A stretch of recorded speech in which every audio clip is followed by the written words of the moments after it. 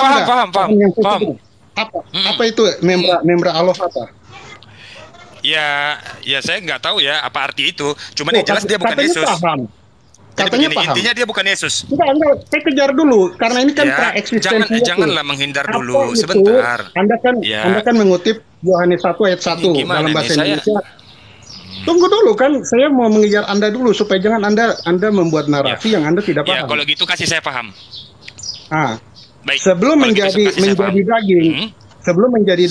daging, dia adalah membra Aloha atau Dabar Elohim. Membra itu adalah mediator antara yang membra tidak itu firman. Firman ya? Bukan. Jadi, jangan gitu, nanti mereka terlibat di dalam pikiran itu. Membra itu firman. Jadi membra itu di dalam ensiklopedia Jus itu adalah mediator antara yang tidak kelihatan dengan yang kelihatan. Di dalam perjanjian lama, membra itu tunggu dulu. Di dalam perjanjian lama, bagaimana yang tidak kelihatan itu berkomunikasi dengan yang kelihatan, yaitu manusia. Dia pakai mediator. Mediator itu yaitu yang disebut sebagai Dabar Elohim. Dia melakukan teofani dan berkata akulah, yang kemudian disebut sebagai malak Yahweh. Sebelum dia berteofani, dia disebut sebagai membra kan? Benar atau tidak? Itu membra itu bahasa Aramik. Dabar itu bahasa Ibrani. Iya benar. Iya, sebelum baik. Pada saat dia disebut sebagai membra, Pak David, jangan dikiring ke pertanyaan dia. Maksudnya nanti enggak itu. Supaya dia kadang-kadang dia kan memfokus di firman itu, firman yang cuma perkataan. Enggak, sebentar guys, ini krusial sekali, krusial ya, supaya teman-teman Islam dan teman-teman Kristen juga paham ya. Nanti penjelasan dari Ben Ben Israeli. Jadi begini, pada saat dia disebut sebagai membra, pertanyaan saya adalah itu sudah ada daging atau belum di situ? Enggak ada daging kan? Anda ngerti teofani enggak? Tidak ada ya? Baik, tidak ada sisi kemanusiaan ya? Teofani tahu enggak? Iya, penampakan sosok ilahi. Pak Bilal bisa itu sama Pak David, Audes, Atis, dan Neflos. 3 Muslim, 2 Kristen, oke? Jadi salah. Satu-satu. Jadi dia Mbak Noni jangan. Tunggu, saya sebutkan. Kadang-kadang di dalam perjanjian lama itu dia menampakkan diri seperti dia menampakkan diri kepada Abraham melalui kayak 3 orang, fisiknya seperti manusia. Kadang-kadang dia memakai suara. Tetapi itu adalah teofani. Tetapi di dalam perjanjian baru kemudian Yohanes menyebutkan bahwa si membra ini kemudian menjadi daging, menjadi manusia untuk bisa berkomunikasi dengan manusia. Dan kemudian yang berkomunikasi ini disebutkan sebagai yang berkomunikasi ini kemudian mendapat daging manusia itu, menjadi manusia itu artinya dia memiliki tubuh seperti manusia. Dan dia diberi nama Yesus. Jadi pertanyaannya gimana? Itu pasca eksistensi dia disebut sebagai Yesus, pra eksistensi dia disebut membra, kan begitu kira-kira ya yang saya tangkap ya. Baik, Yohanes 1 ayat 1 itu bicara soal membra atau Yesus Kristus, silakan dijawab. Membra, kan kamu masih nggak paham? Membra ya, bukan Yesus Kristus. Sebentar, bukan Yesus Kristus tapi membra, benar atau benar? Ya betul. Baik. 1 ayat 1 membra. Terus 1 ayat 14 apa tuh? Iya benar. Dia akan menjadi manusia. Benar. Membra akan berubah menjadi manusia. Pertanyaannya di mana? Pertanyaannya adalah istilah yang bersama-sama dengan Allah, ya. Dan firman itu, atau mungkin saya terjemahkan dalam bahasa Ibrani tadi mungkin ya, membra itu adalah Allah. Benar ya, seperti itu ya. Nah, kenapa beberapa teman-teman Kristen yang pernah saya dengar mengatakan bahwa Yohanes 1 ayat 1 itu adalah Yesus. Padahal tadi kita sepakat ketika menyebut Yesus harus ada sisi kemanusiaannya. Seharusnya itu hanya bicara soal membra saja, bukan Yesus. Benar atau benar? Nah, terus bagaimana kita menyimpulkan membra itu Yesus? Dari mana? Ya menyimpulkan siapa? Saya nggak menyimpulkan seperti itu. Orang Kristen menyimpulkan membra itu adalah Yesus dari mana? Itu yang silahkan Bapak jelaskan sekarang. Itu yang mau saya tagih sebenarnya. 1 ayat 14, membra itu menjadi daging, membra itu menjadi daging dan kemudian kita mengenal membra itu sebagai Yesus, kan selesai. Benar, itu pasca Pak. Itu pasca eksistensi, teofani, penampakan sosok ilahi itu, theos dan panero itu, theos itu ilahi, Panero itu penampakan atau sosok, lalu jadilah dia Yesus Kristus, kan begitu ya. Ketika Gabriel ya meminta Maria untuk menamainya Yesus Kristus, kan begitu. Saya bicara soal pra. Bagaimana mungkin sesuatu yang belum eksis lalu itu disamakan dengan sesuatu yang akan eksis kemudian? Bahwa seolah-olah Yohanes 1 ayat 1 itu bicara Yesus, padahal seharusnya itu bicara soal firman atau membra atau logos saja, bukan Yesus. Karena kalau menyebut Yesus itu harus ada dagingnya, gitu loh. Jadi Anda harus paham dulu konsep Yohanes sebelum Anda berkomentar. Yohanes bicara tentang saya nggak komentar, saya bertanya. Praeksistensi Yesus itu adalah pasal 1 ayat 1 sampai 13. Praeksistensi Yesus. Eksistensi Yesus sebagai manusia baru dia menyebutkan di dalam ayat 14. Artinya yang tadi membra ini yang tidak kelihatan, yang berdiam bersama Allah, yang pada waktu itu tidak seorang pun bisa mengetahui siapa yang dia ini, karena dia kan adalah membra, dia adalah firman, dia adalah pikiran Allah. Dia kemudian mengambil daging. Ini yang disebut di dalam kekristenan penyataan khusus, bagaimana kita membuktikan Allah itu ada dengan dia menyatakan diri melalui keberadaan dia sebagai manusia. Kekristenan percaya keberadaan yang disebut sebagai penyataan umum dan penyataan khusus. Umum itu bagaimana kita tahu itu dari Terima kasih Pak David. Jadi ketika Anda mau memutuskan antara Yesus bukan firman itu, Anda keliru, pertanyaan Anda keliru. Baik, saya terima itu. Kalau begitu begini, saya akan masuk kepada bab selanjutnya. Tadi udah dijelaskan oleh Pak David, saya berterima kasih sekali ya.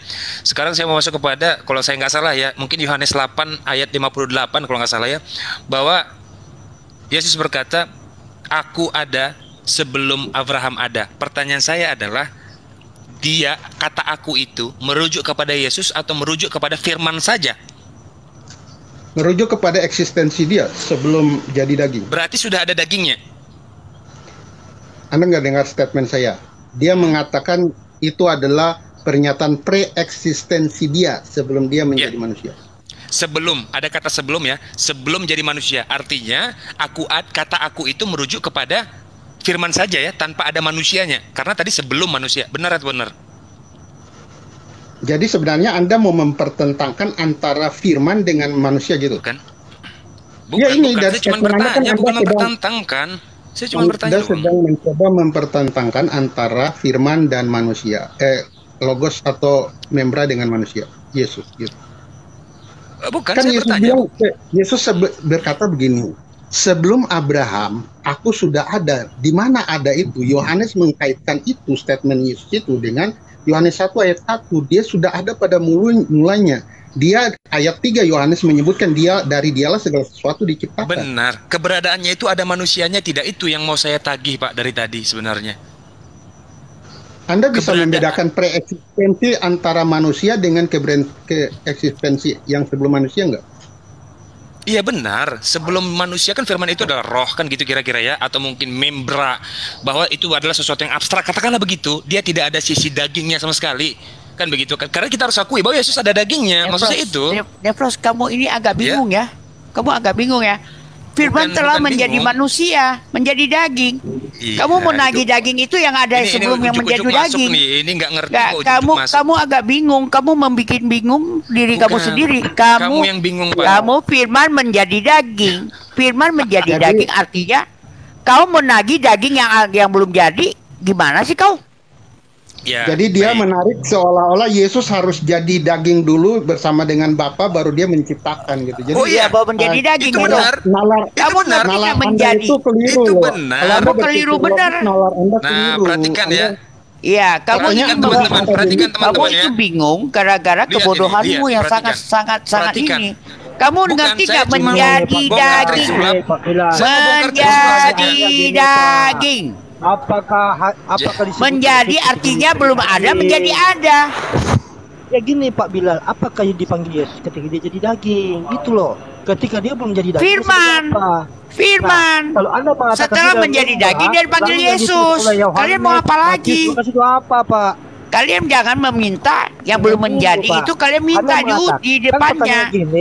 Sebelum kamu ada, kamu bukan ini, kamu bukan manusia. Karena dia jadi daging, kan gitu logikanya. Nah, ya dia minta daging di depannya, mana ada kau sudah menjadi. Ketika dia belum gimana? Sebagai apa? Kan firman. Nah, firman menjadi daging, makanya di situ terjadilah firman menjadi daging.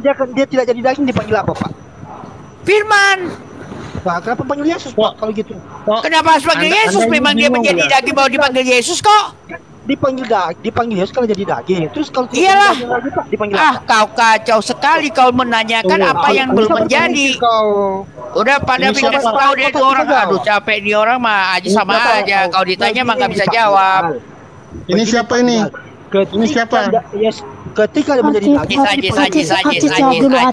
Ajis biasa. Ajis ini. Ajis, jawab dulu pertanyaan yang Kristen Atis. Jangan mau kau bertanya terus, kamu ditanya. Pertanyaannya, Bu? Udah, sekarang pertanyaan sekarang kita tanya kepada Ajis. Nih, aku nanya. Kalau Allahmu eksis, kalau Allahmu ada di mana dia sekarang? Pertanyaannya, Allahmu ada di mana sekarang? Enggak, Pak Bilal, mungkin pertanyaannya dipertajam gini. Bagaimana Ajis membuktikan Allah itu ada? Bagaimana Ajis membuktikan Allah itu ada? Nah, untuk membuktikan Allah itu ada, kita diperintahkan dalam Al-Quran untuk melihat alam ciptaannya. Apa ciptaannya itu? Dalilnya mana? Dalilnya. Itu dalam kekristenan namanya penyataan umum. Dengar dulu. Jangan Anda mengatakan ketika Tuhan tidak, jangan begini. Jangan Anda katakan ketika itu di dalam Kristen namanya penyataan umum, Ajis. Di zaman Nabi Tuhan tidak pernah menampakkan diri, tapi mereka percaya Tuhan ada. Nah, kami pun sebagai Islam percaya seperti itu. Kami mempercayai Tuhan itu ada dari ciptaannya. Di dalam perjanjian lama tidak menampakkan dulu, Pak. Sudah, gini aja pertanyaan. Udah, kau buktikan Allahmu ada di mana dia sekarang, Ajis? Udah buktikan Allahmu ada di mana sekarang dia? Buktikan kau. Ada sih, berarti Allahmu bertempat. Ini Pak, kalau saya balikan ke pertanyaan enggak, Allahmu bertempat enggak? Sekarang gua tanya, Allahmu bertempat enggak? Lari konteks. Udah, sekarang Allahmu bertempat enggak? Sekarang Allahmu di arsi, Allahmu ada di tempat enggak? Iya, dia bertempat. Oh, bertempat, berarti Allah lu lebih kecil daripada arsi. Tunggu dulu, biarin Pak Bilal. Arsi itu besar, lebih besar dari alam semesta. Berarti Allah lu lebih besar dari arsinya apa lebih besar daripada ininya? Atau apanya? Itunya apanya ini? Sekarang Allahmu lebih besar daripada arsinya. Kau nanya lebih besar mana arsi dengan Allah? Kalau kamu bertanya, aku nanya Allahmu lebih besar arsinya apa tempat atau Allahnya? Arsinya lebih. Udah kau jawab dulu, arsinya lebih gede apa Allahmu lebih gede? Di atas kerubim. Aku tanya arsinya lebih gede apa Allahmu yang lebih gede? Berarti Tuhanmu tanya dulu. Kau jawab dulu, arsinya lebih gede apa Allahnya lebih gede? Nampar kitabmu sendiri, Pak. Aku bertanya. Jangan ribut kau. Pelan-pelan dulu, back to the topic dulu kita. Udah sekarang Allahmu bertempat di arsi. Sekarang pertanyaannya, apakah Allahmu itu lebih kecil daripada arsinya atau tidak? Yang namanya Allah Maha Besar tentu lebih besar dari segala katanya bertempat. Iya, bertempat, artinya lebih besar. Dia bertempat di arsi, gedean mana? Loh, kalau kamu bertanya seperti itu, saya ditanya kamu, Tuhanmu di mana? Nggak tahu. Tuhanku di surga. Di dalam Mazmur 18, di dalam 16 dikatakan Allah Maha Besar. Nah, coba tunjukkan kebesaran itu gimana? Allah Maha Besar, iya memang besar kekuasaannya. Mana bilang besar kekuasaannya? Di situ dikata Allah Maha Besar, terserah dia lah. Dia menciptakannya. Mana ada yang lebih besar daripada ciptaannya? Mana kau tunjukin? Mana kau tunjukin? Mana kau tunjukin? Mana ayatnya? Mana ayatnya? Mana ayatnya? Mana ayatnya? Jadi debat kusir begini. Iya, mana ayatnya? Kau tadi udah begini. Mazmur 16. Udah. Kau buktikan Allahmu bertempat di arsi. Udah, besar mana arsi dengan Allah? Udah, kau buktikan dulu. Malah menampar kitab kamu. Udah, kau buktikan Allahmu bertempat di arsi. Arsinya itu lebih kecil daripada Allah. Gimana satu barang yang bisa lebih besar bertempat di tempat yang lebih kecil? Di mana? Gini, ketika aku nanya gimana cara menempatkan barang yang besar itu ke tempat yang kecil? Pak, baca dulu kitab Bapak. Gak nanya dulu gimana cara kau menempatkan barang yang lebih besar di tempat yang kecil. yang namanya Maha Besar. Udah, kau buktikan caranya gimana menempatkannya. Ayo, mau buktikan, Pak. Ini Bapak udah buktikan lah. Ada tanpa logika. Udah Pak. Kau buktikan. Allahmu bertempat di arsi, tapi arsinya lebih kecil. Dengar dulu, Pak, dengar dulu. Di sini udah kau buktikan aku dulu, Kak. Kau buktikan aku dulu. Yang lain. Itu bukan kesalahan, Pak. Lalu berarti Allah lu lebih kecil daripada. Jadi Allah lu lebih kecil daripada arsi. Kenapa dia berkata? Jadi Allah lu lebih besar. Jadi arsinya lebih besar daripada Allah. Itu makhluk yang aneh. Gue nanya. Besar mana arsi dengan Allah? Jawab dulu, Pak. Jangan muter-muter jawab. Ya, jawab. Udah kau jangan muter-muter kau. Sudah selesai? Ada nggak salah satu yang mau dikasih permen? Bang Aziz, sabar dulu, santai aja, gitu ya. Kita santai aja. Jadi kalau sama Tok Billy santai kita. Jadi gini Pak Ajis, reaksi histeris itu jangan ditanggapi dulu. Siapa yang histeris? Jadi begini. Kan histeris kan? Tuh histeris tuh. Tok Billy. Jis, jaga kena sama aku, Jis. Jaga kena sama aku, Jis. Ya, baik. Sudah. Salah satu mau dikasih permen. Lanjut. Aduh, Jis dia kena aku, Jis. Dia bilang aku serius. Aduh, kacau. Atau Billy. Kacau. Aduh, gimana apa kabar nih? Lanjut. Baik ya. Cuma kedadai dulu, bro. Santai aja kali lah. Dari dulu juga begini-gini doang ya, Jis. Iya. Dari dulu gitu, Jis. Iya, nggak apa-apa. Kalau mau curhat tuh di status WA di Instagram nggak apa-apa. Jangan sedikit lagi dialog. Gini, ya. Jadi arsistawa itu kan artinya kalau dikatakan bahwa Allah bertempat, Allah bersemayam, Allah berada, Allah di atas, bahkan di atas arsy. Apakah itu bicara soal ruang? Kan begitu ya. Kalau kita menyebutkan salah satu istilah, kita harus paham dulu sebenarnya. Jangan sembarang comot-comot diksi, comot-comot istilah. Apa sih sebenarnya ruang itu? Sebenarnya apa ruang itu? Kan begitu. Dan apakah ruang itu punya batasan? Allah berada di mana? Berada di dalam ruang atau berada di luar ruang? Kalau di luar ruang disebut dengan apa namanya? Apakah ada singularity? Jangan-jangan dia tidak terbatas. Bagaimana mungkin ada ruang, ada sesuatu yang di luar ruang? Kan begitu kira-kira ya. Maka Allah sudah sederhana, cukup sederhana menjawab itu. Laisa kamitslihi syai'un. Tidak menyerupai apapun yang kita ketahui, bahkan terhadap ruang. Bahkan terhadap ruang. Kan begitu ya. Pertanyaannya, Allahmu ada di ruang apa tidak ada di dalam ruang? Sebentar ya. Sebentar. Jadi jangan samakan bahwa Bapak ada di dalam kerajaan sorga itu lebih besar dari Bapak. Nah itu nanti konsekuensinya ya. Pertanyaannya jadi begini, Bapak. Allahmu ada dalam ruang apa di luar ruang? Baik ya. Allahmu ada di mana sekarang? Allah itu meliputi segala sesuatu. Jadi Allahmu ada di mana? Meliputi segala sesuatu. Berada di antara. Berarti ada di dalam bumi. Berarti ada dalam bumi. Keduanya. Berarti ada dalam bumi. Berarti ada dalam bumi. Coba kalau bicara tuh berarti ada hadi dalam bumi. Jadi Allahmu ada hadi dalam bumi enggak? Aduh, jawablah aku kau, bro. Aduh. Ini gimana nih? Coba jawab. Apakah Allahmu ada di bumi? Kalau bicara itu lubang hidungnya dibuka gitu, jangan ditutup. Udah, kau gimana sih? Tahu, histeris kan? Jangan jerit-jerit dulu. Pak Bilal. Kau lagi pusing kau jawab aku. Pusing kau jawab aku. Mana Allahmu ada di mana sekarang? Iya. Waduh. Oke. Dia pusing. Lucu juga sentuh. Saya akui ya. Lucu nih sentuh. Yang di-typing malah ribut. Aduh, di-typing malah ribut sendiri. Nular. Iya, agak nular sih ketawanya. Baik ya. Baik, saya jelaskan. Lanjut dulu. Ya. Udah. Jantai aja bro. Ya baik. Jadi begini, dalam perspektif Islam, saya nggak menyenggol perspektif yang lain. Saya bilang dalam perspektif Islam. Jadi standar yang digunakan di dalam Islam itu, kalaupun tidak menggunakan kata laisa kamitslihi syai'un, maka Allah itu meliputi segala sesuatu. Nah, kalau kita bicara soal antara jauh dan dekat, itu berkaitan dengan jarak, maka kita akan terkena konsekuensi logis. Contoh begini, di dalam surah Kahf semisal, bahwa katakanlah Muhammad, kami ini lebih dekat daripada urat nadi, urat leher maksudnya. Apakah Tuhan ada di dalam leher? Jangan-jangan. kedekatan dan kejauhan itu juga serta-merta bukan bicara soal jarak. Itu bukan bicara soal jarak. Kita mengetahui bukan hanya ada di dalam Bible, di dalam Quran pun ada kalimat-kalimat yang metaforik sifatnya, alegorik sifatnya. Begitu ya. Ada juga kalimat-kalimat yang spesifik, jelas, gamblang, konkret, kan gitu.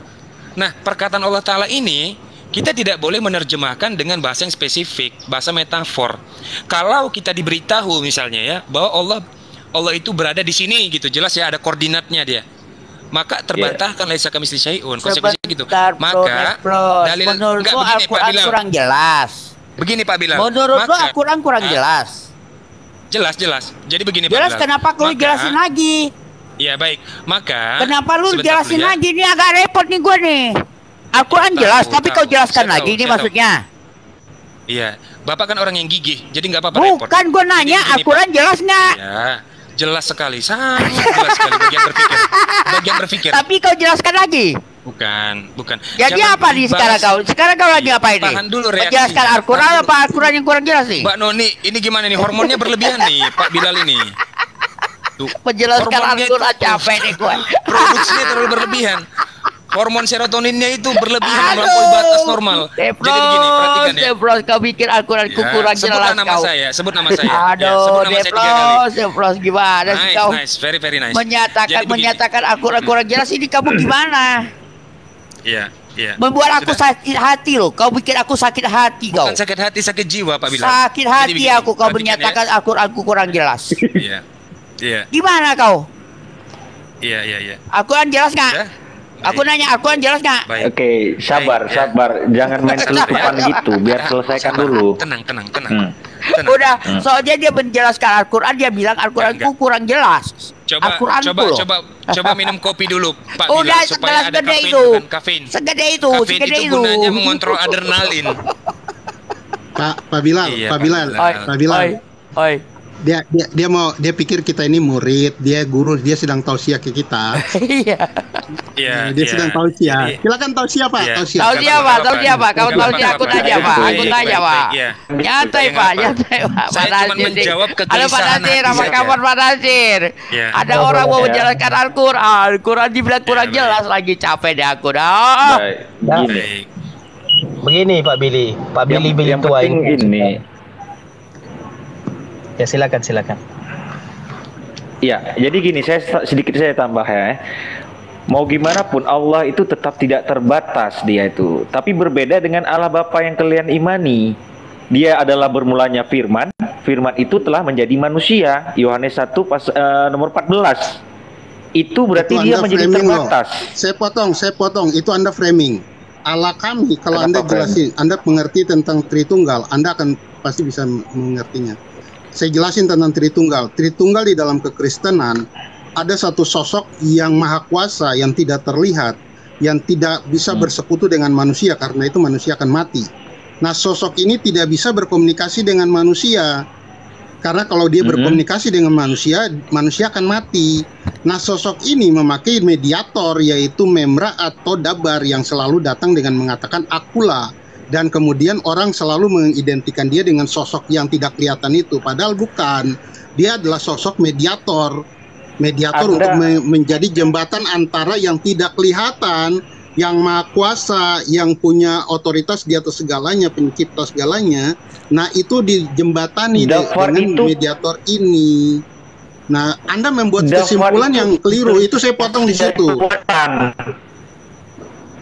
Dafar itu yang Anda jelaskan yang kami pahami yang mana?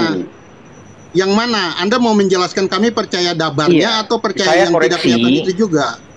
Dafar itu implementasi daripada perbuatan, artinya sifat, bukan wujud manusia. Itu yang harus Anda pahami. Siapa yang bilang? Jadi begini. Siapa yang bilang?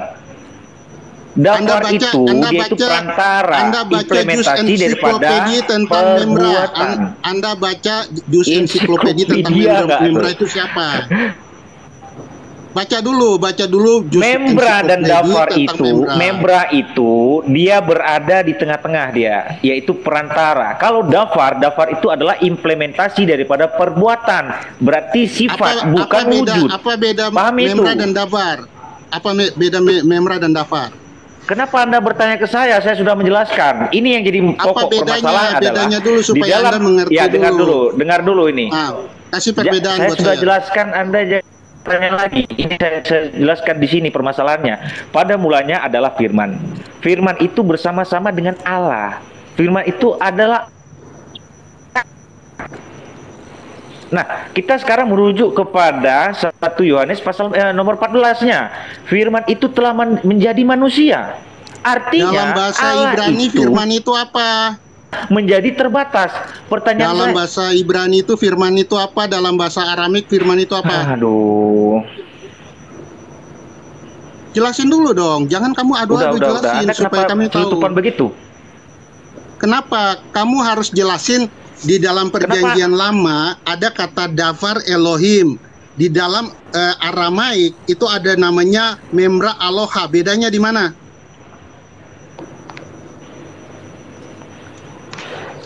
Coba tunjukkan saya bedanya di mana. Coba tunjukkan saya bedanya di mana antara davar Elohim dengan memra aloha. Bedanya di mana? Tadi kan sudah saya jelaskan. Memra itu firman. Kalau gitu itu davar itu digunakan apa? dalam targum onkelos. Kalau gitu davar itu apa? Davar itu perantara. Di mana yang disebutkan perantara? Kok di mana? Ini udah nggak jelas ini. Di mana? Oke, Anda jelaskan. Anda beranalogi tanpa memahami tentang beda.